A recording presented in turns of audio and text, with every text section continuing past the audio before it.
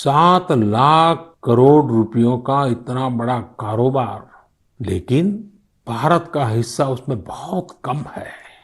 अब आप सोचिए कि जिस राष्ट्र के पास इतनी विरासत हो, परंपरा हो, विविधता हो, युवा आबादी हो, क्या खिलौनों के बाजार में उसकी हिस्सेदारी इतनी कम होनी हमें अच्छा लगेगा क्या? जी नहीं। ये सुनने के बाद आपको भी अच्छा नहीं लगेगा। देखिए साथियों, टॉय इंडस्ट्री बहुत व्यापक है।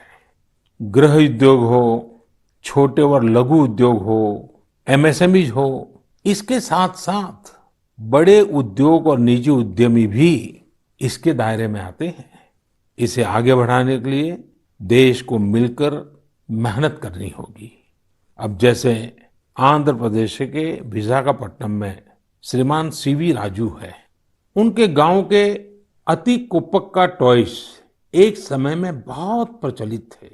इनकी खासियत ये थी कि खिलौने लकड़ी से बनते थे और दूसरी बात ये कि इन खिलौनों में आपको कहीं कोई एंगल या कोण नहीं मिलता था।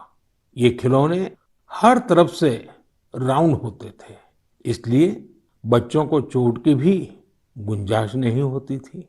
सीवी राजू ने एती को पक्का टॉयज के लिए अब अपने गांव के कारीगरों के साथ मिलकर एक तरह से नया मूवमेंट शुरू कर दिया है।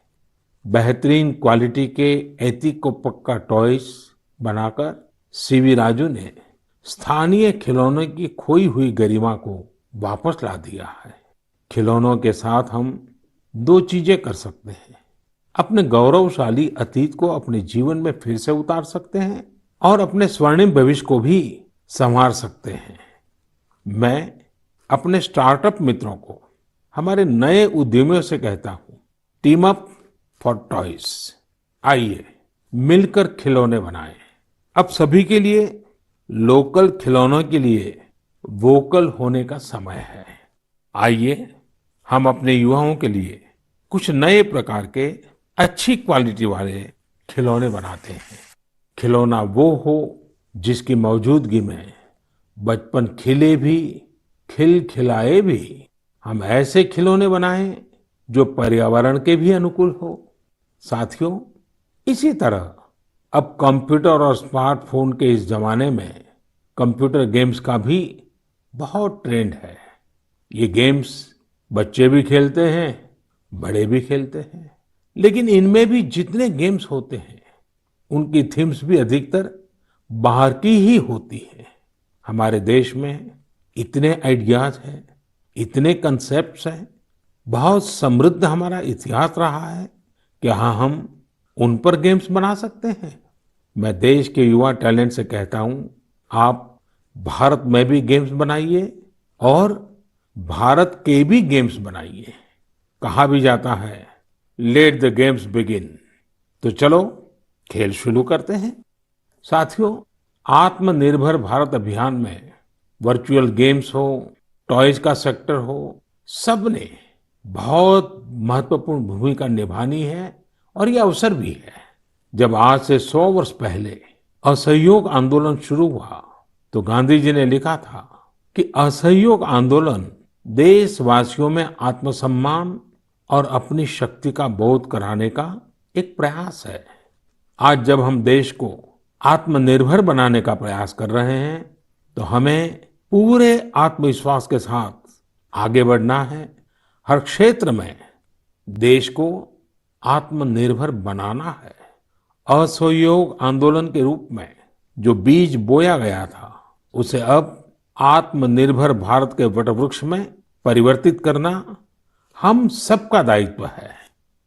मेरे प्यारे देशवासियों, भारतीयों के इनोवेशन और सॉल्यूशन देने की क्षमता का लोहा हर कोई मानता है और जब समर्पण भाव हो, संवेदना हो, तो ये शक्ति असीम बन जाती है। इस महीने की शुरुआत में देश के युवाओं के सामने एक ऐप इनोवेशन चैलेंज रखा गया। इस आत्मनिर्भर भारत ऐप इनोवेशन चैलेंज में हमारे युवाओं ने बढ़ चढ़कर के हिस्सा लिया। करीब 7,000 एंट्रीज आई। उसमें भी करीब करीब 2 तिहाई ऐप्स टियर 2 और टियर 3 शहरों के युवाओं ने बनाए हैं। ये आत्मनिर्भर भारत के लिए, देश के भविष्य के लिए बहुत शुभ संकेत है। आत्मनिर्भर ऐप इनोवेशन चैलेंज के रिजल्ट्स देखकर आप जरूर प्रभावित होंगे। काफी जांच परख के बाद अलग-अलग कैटेगरी में लगभग 2 दर्जन ऐप्स को अवार्ड भी दिए गए हैं। आप जरूर इन ऐप्स के बारे में जानें और उनसे जुड़े। हो सकता है आप भी ऐसा कुछ बनाने के लिए प्रेरित हो जाएं। इनमें एक ऐप है कुटुकी किड्स लर्निंग ऐप। ये छोटे बच्चों के लिए ऐसा इंटरेक्टिव ऐप है जिसमें गानों और कहानियों के जरिए बात बात में ही बच्चे मैथ साइंस में बहुत कुछ सीख सकते हैं।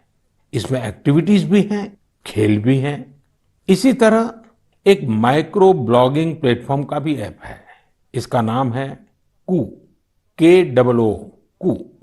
इसमें हम अपनी मातृभाषा में टेक्स्ट, वीडियो और ऑडियो के जरिए अपनी बात रख सकते हैं, इंटरेक्ट कर सकते हैं।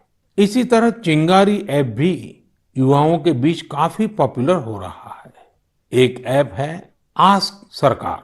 इसमें चैटबॉट के जरिए आप इंटरेक्ट कर सकते हैं और किसी भी सरकारी योजना के बारे में सही जानकारी हासिल कर सकते हैं, वो भी टेक्स्ट, ऑडियो और वीडियो तीनों तरीकों से। ये आपकी बड़ी मदद कर सकता है। एक और ऐप है स्टेप सेट गो। ये फिटनेस ऐप है। आप कितना चले, कितनी कैलोरीज बर्न की, ये सारा हिसाब ये ऐप रखता है और आपको फिट रहने के लिए मोटिवेट भी करता है। मैंने कुछ ही उदाहरण दिए हैं। कई और ऐप्स ने भी इस चैलेंज को जीता है। कई बिजनेस ऐप्स हैं, गेम्स के ऐप्स हैं, जैसे is equal to books and expense, Zoho workplace, FTC talent. आप इनके बारे में नेट पर सर्च करिए, आपको बहुत जानकारी मिलेगी। आप भी आगे आए, कुछ इनोवेट करें, कुछ इम्प्लीमेंट करें। आपके प्रयास आज के छोटे छोटे स्टार्टअप्स कल बड़ी बड़ी कंपनियों में बदलेंगे और दुनिया में भारत की पहचान बनेंगे। और आप ये मत भूलिए कि आज जो दुनिया में बहुत बड़ी बड़ी कंपनियां नजर आती है ना, वे भी कभी स्टार्टअप हुआ करती थी। प्रिय देशवासियों, हमारे यहाँ के बच्चे, हमारे विद्यार्थी अपनी पूरी क्षमता दिखा पाए, अपना सामर्थ्य दिखा पाए, इसमें बहुत बड़ी भूमिका न्यूट्रिशन की भी होती है, पोषण की भी होती है। पूरे देश में सितंबर महीने को पोषण माह, न्यूट्रिशन मंथ के रूप में मनाया जाएगा। नेशन और न्यूट्रिशन का बहुत गहरा संबंध होता है। हमारे यहाँ एक कहावत है, यथा अन्नम तथा मन्नम, यानी जैसा अन्न होता है वैसा ही हमारा मानसिक और बौद्धिक विकास भी होता है।